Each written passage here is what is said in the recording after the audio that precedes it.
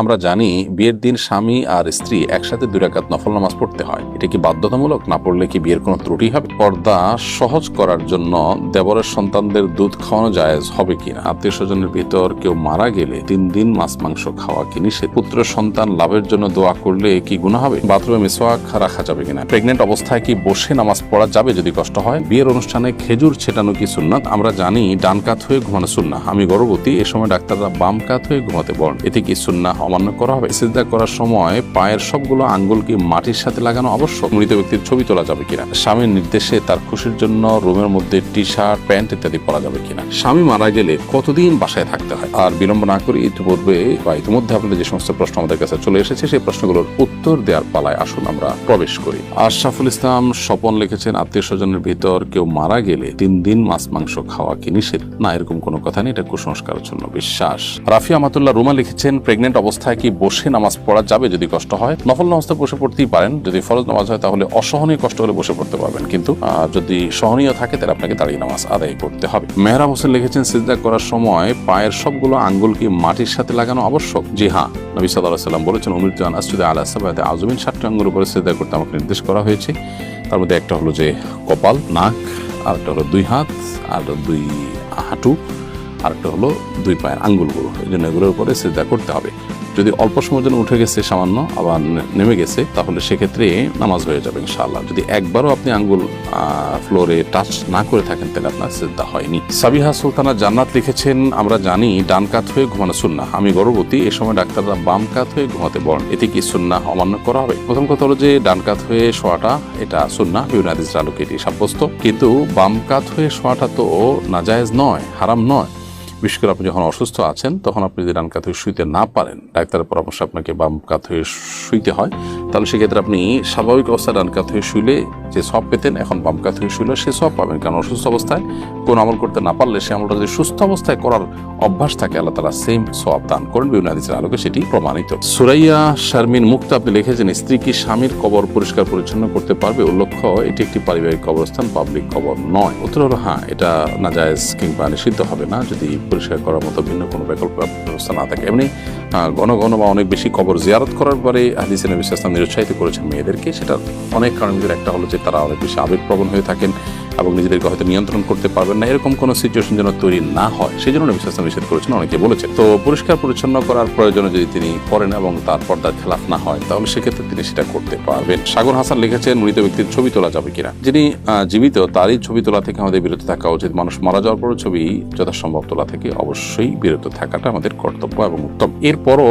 যদি কেউ ছবি তুলে ফেলেন সেটা প্রিন্ট না করে শুধু ফটোগ্রাফিক ছবি হিসেবে যদি থাকতে পারে, কিন্তু মানুষ মারা যাওয়ার পর চেহারার মধ্যে বিকৃতি অনেক সময় ঘটে, এজন্য যথাসম্ভব এগুলো অ্যাভয়েড করাটাই উচিত। যদি কেউ তুলে ফেলেন সেটা প্রিন্ট না করে পড়ে থাকলেও সেটা হয়তো হারাম হবে না। ফটোগ্রাফিক ছবি জায়েজ যে মত আছে সে মতের আলোকে তারপরেও তাকওয়ার দাবি হবে উত্তোলন করা থেকে বিরত থাকা এরকম অবস্থায়। ওবায়দুল্লাহ বিন লিয়াকত আপনার প্রশ্ন আপনি লিখেছেন, বিয়ের অনুষ্ঠানে খেজুর ছেটানো কি সুন্নাত? বিয়ের অনুষ্ঠানে খেজুর ছেটানো সম্পর্কিত একটি হাদিস রয়েছে, সেই হাদিসের সনদ দুর্বল, যার কারণে এটাকে সুন্নাত বলা কঠিন, তবে জায়েজ। কেউ চাইলে এটাকে ছেটাতে পারেন, আবার কেউ চাইলে হাতে হাতে দিয়ে দিতে পারেন। তবে হ্যাঁ, বিয়ের অনুষ্ঠান সম্পন্ন হওয়ার পর মিষ্টান্ন খাওয়া বা মিষ্টিমুখ করানো খেজুর খাওয়া এটি সাহাবীদের আমল দ্বারা বা বিভিন্ন হাদিস দ্বারা সাবিত এবং সাব্যস্ত আছে, তবে সেটি দিতে হবে এমন কোনো কথা নেই এবং সেটি হাদিসের আলোকে সাব্যস্ত হয়, নিজের সেটাতেই হবে। তবে আনন্দ বাড়াতে গিয়ে নিজের মধ্যে সিটিয়াতে চাইলে সেটি জায়েজ আছে। তানজিলা তনি আপনি লিখেছেন, স্বামী মারা গেলে কতদিন বাসায় থাকতে হয়?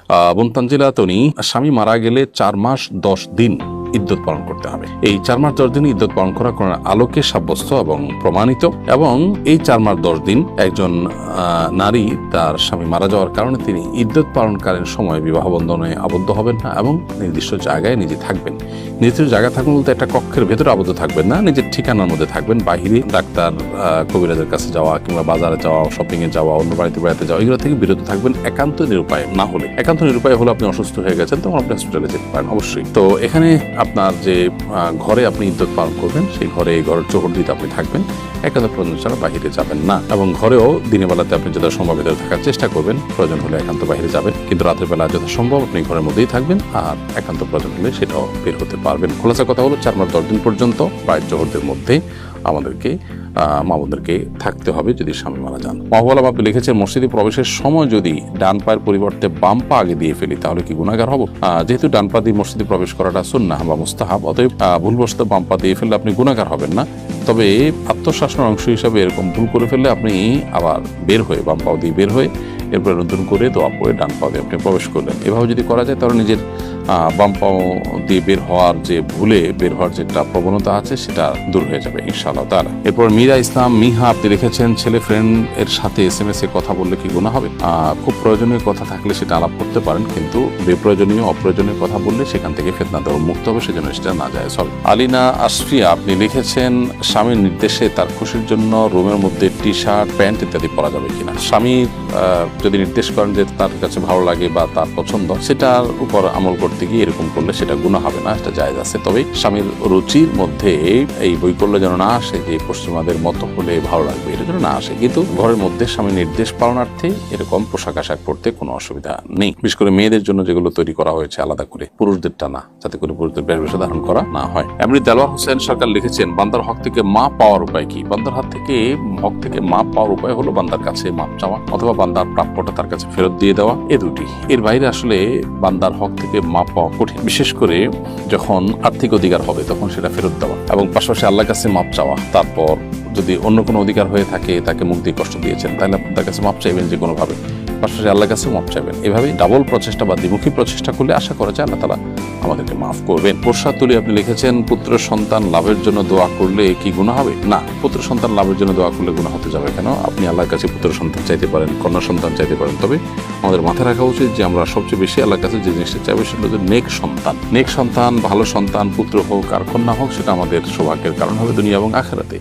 সন্তান যদি নেক, সৎ, আল্লাহ ভীরু এবং আমার বাধ্যগত ভালো সন্তান না হয়, তাহলে সে সন্তান ছেলে হোক আর মেয়ে হোক, সেটি আমাদের দুর্ভোগের কারণ হতে পারে। এ ধরনের নজির আমাদের সামনে অনেক আছে। এজন্য আমাদের আল্লাহ তাআলার কাছে নেক সন্তান চাওয়া উচিত। নবীদের দোয়ার দিকে খেয়াল করলে দেখবো আমরা ইব্রাহিম আলাইহিস সালাম, যাকারিয়া আলাইহিস সালাম, বিভিন্ন নবী রাসূলগণ আল্লাহর কাছে সন্তান চেয়েছেন, সেখানে কিন্তু তারা ছেলে বা মেয়ে এটা না চেয়ে কমন ভাবে আল্লাহ তাআলার কাছে নেক সন্তান চেয়েছেন। রব্বি হাবলি মিনাস সালিহিন, রব্বি হাবলি মিন লাদুনকা যুররিয়াতান তাইয়্যিবা ইন্নাকা সামিউদ দুআ। এই সমস্ত আয়াতের অর্থ হলো, খোলাসা অর্থ হলো যে আল্লাহ আপনার পক্ষ থেকে আপনি আমাদেরকে নেক সন্তান দান করুন, নেক বংশধর দান করুন। এখানে নেক বা ভালো সন্তান বলতে ছেলে হোক মেয়ে হোক, মানুষটা যেন ভালো হয় সেটা আপনি দান করুন, সেটাই হলো মুখ্য।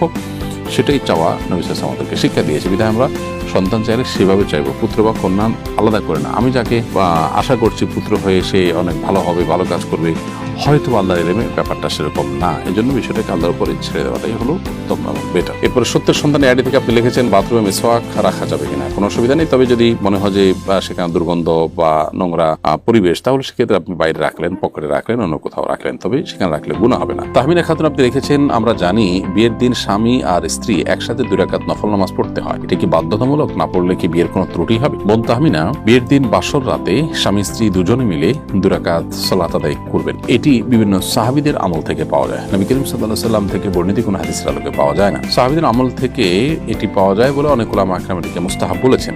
বিধায় বাসর রাতেই ওযু থাকলে স্বামী স্ত্রী দুজনেই দাঁড়িয়ে 2 রাকাত সালাত আদায় করে নেবেন, তাদের নিজেদের মধ্যকার কথোপকথনের আগে বা নিজেদের মধ্যকার আলাপচারিতার আগে বাসর রাতটি শুরু করবেন 2 রাকাত সালাতের মধ্য দিয়ে। এটি মুস্তাহাব পর্যায়ের বিষয়, বাধ্যতামূলক তো নয়। অতএব এটি যদি কেউ পড়তে না পারেন, তার বিয়েতে কোনো অসুবিধা হবে না, কোনো গুনাহ হবে না, তবে সুযোগ থাকলে পড়াটা উত্তম। ফারিজা রহমান আপনি লিখেছেন, পর্দা সহজ করার জন্য দেবরের সন্তানদের দুধ খাওয়ানো জায়েজ হবে কিনা? আপনার দেবরের সন্তানদের সাথে যাতে আপনার সন্তানদের দেখা সাক্ষাৎ হয়, সেজন্য তাদেরকে পরস্পরকে দুধ বাইবন করে দিলেন, অর্থাৎ তাদের মায়ের দুধ খাওয়া দিলেন, অথবা যে কোনো ভাবে একজন আরেকজনের দুধ পান করানোর উদ্যোগ নিলেন বাচ্চা থাকাকালীন সময়ে শিশুকে। উদ্দেশ্য হলো পর্দার বিধান যেন শিথিল হয়, প্রযোজ্য হয়, দুধবাহী হিসাবে, দুধবোন হিসাবে যেন তাদের পরস্পরকে দেখা যেতে পারে।